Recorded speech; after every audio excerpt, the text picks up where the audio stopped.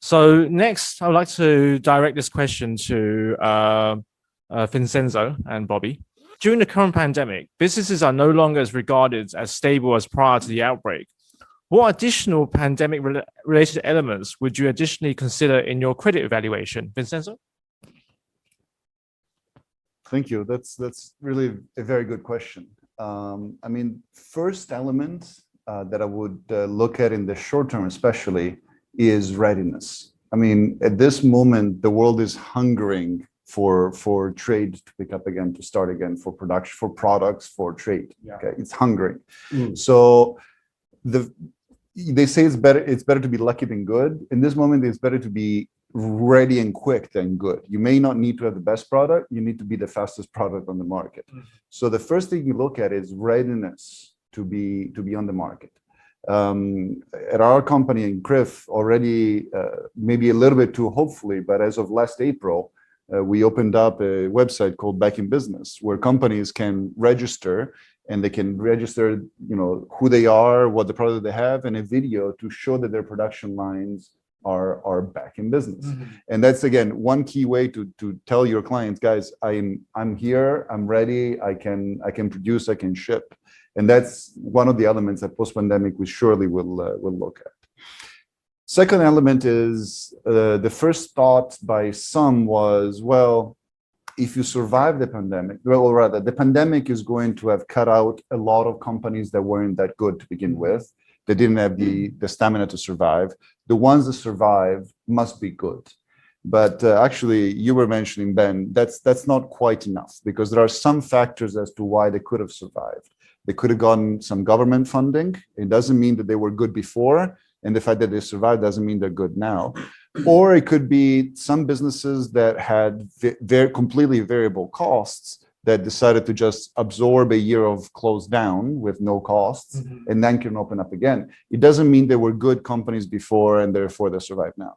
So I think the second element post-pandemic, and Ben, you were mentioning it, is a deeper, more historical look at data. Whereas before you might evaluate a company with a picture of where the company is now, now you must do a trend analysis, where they were before the pandemic and the year before the pandemic. Was this company doing very well for a long time and got hit by the pandemic so we can trust it now? Or were they a dog before and they just survived? They're still a dog now, okay? So you need to look at the historical data. And the third element, which I believe is here to stay, and is probably a recurring theme that we're going to touch upon a few times, is it's no longer enough to look at the company you're looking at. You need to look at the supply chain analysis, the supply chain. And I would push it beyond supply chain to ecosystem. We are now in a world of ecosystems, and we're so interconnected. And this global pandemic is showing us that it's not enough to look at a company. You need to look at the suppliers, their clients, their partners, understand their risk, because the risk of the world, the ecosystem around is interconnected, is going to affect the company. After COVID, that's something we will all need to look at.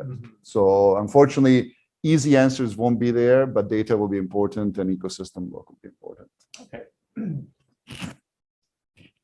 So thank you, Vincenzo. Let me put the question towards Bobby now.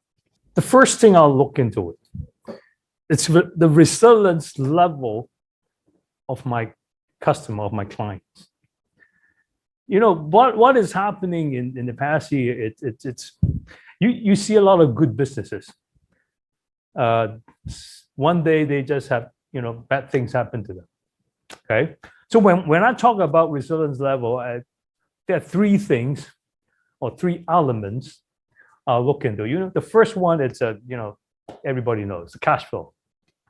Okay, you might have good profitability, you have good stories, you have good strategy, but you just don't have the cash flow, to go through this pandemic situation. We are talking about more than 500 days already. Okay, it's not like SARS in 2003. We're talking about 4 months, but this time it's over 500 days. So cash flow, it's something that, cash is king. We don't have to explain that anymore. Okay, this is first thing. The second element, when I talk about resilience level, it's the diversity of the business. Okay, now, but there are pros and cons.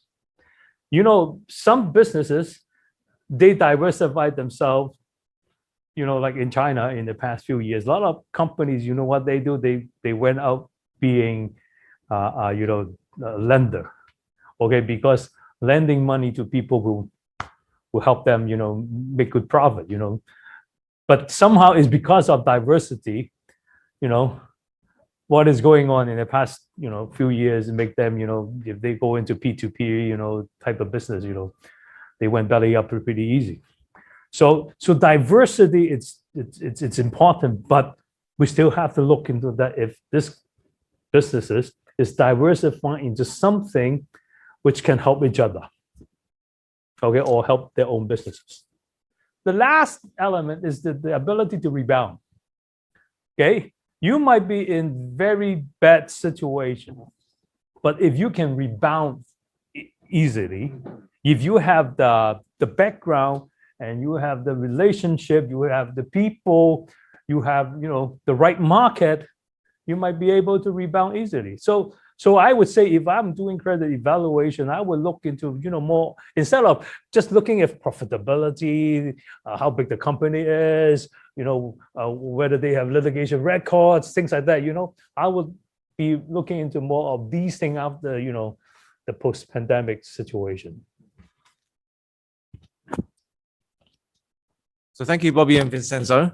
So I guess from here we have two takeaways. One is that we need to look at the resilience from Bobby. One is to actually look at a trend pattern of the actual business. So these are the two key points we need to actually focus on. So for the audience, this one is one of the main takeaways today.